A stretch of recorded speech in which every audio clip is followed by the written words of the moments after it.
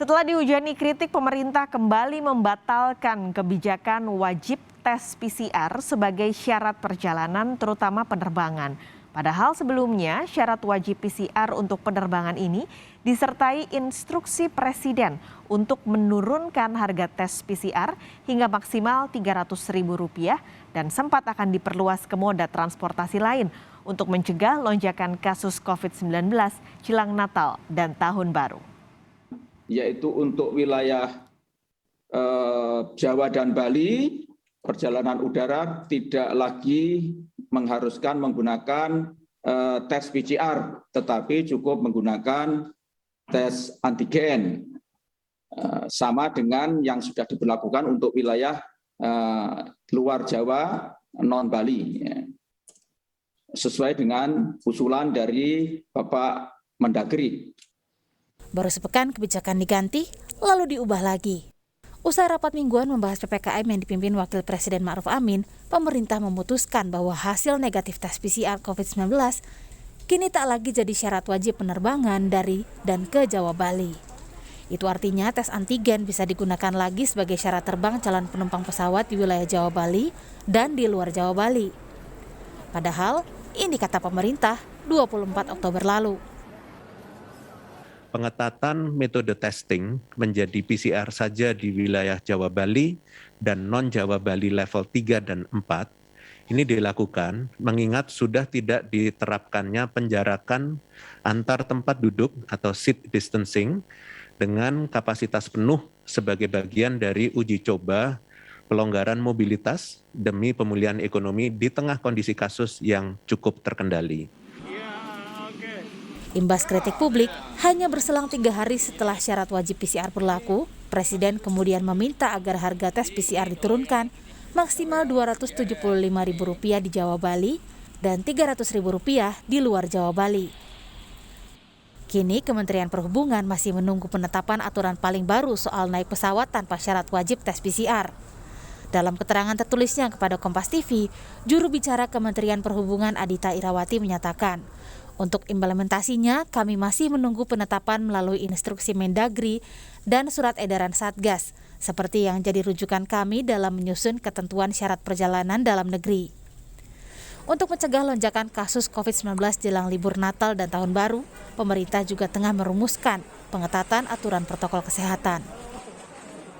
Protokol kesehatan ini menjadi penting karena memang mumpung Indonesia sedang turun sekarang, kita ingin memastikan bahwa implementasi protokol kesehatan bisa kita lakukan dengan sebaik-baiknya agar tidak terjadi lonjakan lagi, terutama nanti menghadapi Nataru.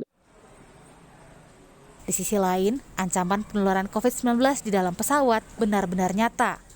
Juru bicara Kementerian Koordinator Kemaritiman dan Investasi Jody Mahardi menyatakan, menurut data kami dari Peduli Lindungi dan NAR, ada 103 orang yang menggunakan pesawat terbang pada periode 19 sampai 24 Oktober yang kemudian terdeteksi positif COVID-19 dalam 8 hari setelah mereka terbang. Bahkan ada 13 orang yang kemudian terdeteksi positif 1 hari setelah terbang. Kata Jody Mahardi, juru bicara Menko Kemaritiman dan Investasi seperti dikutip Kompas.com 1 November 2021. Berubah-ubahnya kebijakan pemerintah soal tes PCR disorot DPR karena membingungkan masyarakat. Fraksi P3 menyayangkan sikap pemerintah yang berubah-ubah dalam membuat syarat perjalanan menggunakan pesawat udara sehingga membingungkan masyarakat. Apalagi syarat PCR memberatkan dari aspek harga. Sekarang wajib PCR sebagai syarat untuk penerbangan dibatalkan. Tentu ini patut diapresiasi. Namun ke depannya jangan berubah-ubah lagi, kata Ahmad Baidowi, sekretaris fraksi sekaligus ketua DPP Partai Persatuan Pembangunan seperti dikutip Kompas.com 1 November lalu. Tarik ulur aturan ini tak pelak menimbulkan tanda tanya publik. Apakah kebijakan ini murni demi mengebut pemulihan ekonomi sambil tetap menjaga pandemi tetap terkendali, ataukah ada kepentingan bisnis yang menguntungkan pihak tertentu? Tim Liputan, Kompas TV.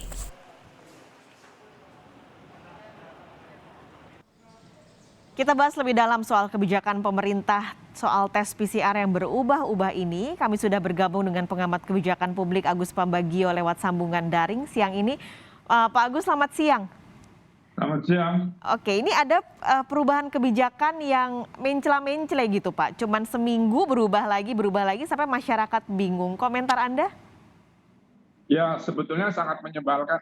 Lalu saya bertanya, sebetulnya regulator itu pemerintah atau pedagang atau siapa? Karena ini sangat membingungkan masyarakat. Ya, dan pemerintah itu harusnya tidak begitu. Pemerintah kan melindungi masyarakat. Jadi perubahan yang bolak-balik ini menjadi absurd gitu ya. Persoalannya adalah karena saya selalu kritis. Kenapa diatur pakai surat edaran? Surat edaran itu tidak berkekuatan hukum. Artinya apa? Masyarakat yang menolak itu atau tidak melakukan itu tidak apa-apa. Nah, saya herannya kenapa Kementerian Hukum dan HAM juga diam saja, Sekretariat Negara diam saja. Padahal ini jelas-jelas ASE bukan menurut saya itu tidak berkekuatan hukum, tapi menurut Undang-Undang 12 tahun 2011 yang diperbarui 15 2019 tentang tata cara pembuatan peraturan perundang-undangan. Jadi dari sisi kebijakan ini aneh. Masa setiap minggu atau seminggu 2 kali berubah, itu nggak masuk akal dan itu tidak bisa mengatur publik seperti itu. Jadi Anda melihat ada kepentingan bisnis di balik ini? Iya, karena kenapa bisa begitu kan sudah diulas oleh sebuah media terkemuka, ya kan, bahwa ini ada kepentingan bisnis, ya bisa saja terjadi. Karena masa negara tidak bisa mengatur, ya kan? Kemudian antara Satgas, Kementerian Perhubungan, kemudian mana lagi yang terkait Kementerian Kesehatan itu tidak bisa berkuasa. Lalu ada apa ini? Kasihan masyarakat. Mau pergi aja bingung, segala macam bingung kan kemana, nanya ke saya lah. Saya kan bukan regulator. Maksudnya ini harus nggak bisa lah peraturan berubah setiap minggu atau setiap 2 minggu sekali, nggak bisa. Peraturan itu harus dibuat, dijalankan dan dievaluasi, baru nanti diganti lagi. Masa ini baru nguap sendiri, belum sempat minum yang lain lagi sudah berganti lagi. Tidak saja masyarakat, operator transportasi pun bingung, pemerintah daerah juga bingung. Jadi ini sebenarnya mau dibawa kemana? COVID ini adalah pandemi, bukan sektor bisnis gitu. Di tengah kebingungan masyarakat, kemarin juga ketika tes PCR ini wajib berlaku untuk transportasi udara, banyak kritik muncul. Nah, menurut Pak Agus, untuk kebijakan saat ini di tengah adanya ancaman gelombang ketiga di liburan Natal Tahun Baru di bulan depan, apa sih yang sebenarnya kebijakan terbaik untuk tes baik PCR maupun antigen, apalagi bulan depan ada libur Natal Tahun Baru? Begini, sekarang kan untuk sektor transportasi atau sektor apapun itu tidak boleh ada diskriminasi. Tidak boleh diskriminasi. Jadi harus sama. Kalau kita bicara transport, udara, darat, laut, kereta api itu harus sama perlakuannya. Dan untuk itu sudah betul yang peraturan yang terdahulu, yaitu boleh antigen, boleh PCR, terserah kebutuhan masyarakat. Tarifnya yang waktu itu dipersoalkan terlalu mahal, sekarang sudah turun. Tetapi kebijakan PCR, antigen PCR ini kan menurut saya ini bukan pemerintah yang mengatur. Ini ada sekelompok tangan hebat yang bisa mengatur, menghapus, menerbitkan peraturan baru yang membuat sibuk, membuat pusing publik, termasuk juga kalangan industri transportasi, industri perhotelan karena terkait dengan swasta, pariwisata. Jadi ini ada sesuatu yang harus diselesaikan oleh pemerintah. Kenapa berubah setiap minggu? Bahkan seminggu 2 kali. Aneh ini. Saya rasa belum ada negara punya kebijakan yang berubah setiap minggu. Oke, kalau begitu aturan yang saat ini sudah ditetapkan yaitu PCR bagi mereka yang baru vaksin sekali dan antigen bagi mereka yang sudah vaksin 2 kali dan berlaku untuk semua transportasi sudah tepat ya Pak? Ya itu kan yang dulu sebelum diubah-ubah kan itu. Peraturannya itu ngapain diubah-ubah. Nanti mungkin saya nggak tahu. Ketika diubah ada bandar yang bilang jangan, saya belum habis misalnya. Lagi jangan terus gitu. Nah jadi maksud saya ini kan kembali ke peraturan lama sebelum berubah. Ngapain juga berubah bikin bingung publik? Ini kasihan masyarakat dan juga kasihan pelaku usaha yang di sektor ini.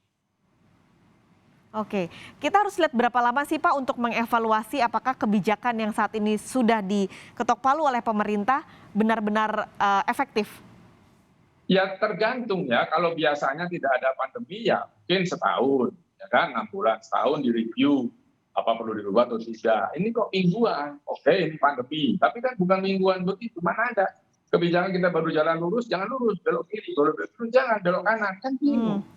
Jadi kebijakan itu tidak boleh membuat bingung orang, harus orang tersosialisasi dengan baik, baru itu namanya kebijakan yang yang betul. Lalu juga dilihat apakah efektif atau tidak. Kalau tidak ya perlu direvisi atau dievaluasi kenapa, sebabnya, dan panjang ceritanya, nggak bisa seminggu atau 2-3 hari.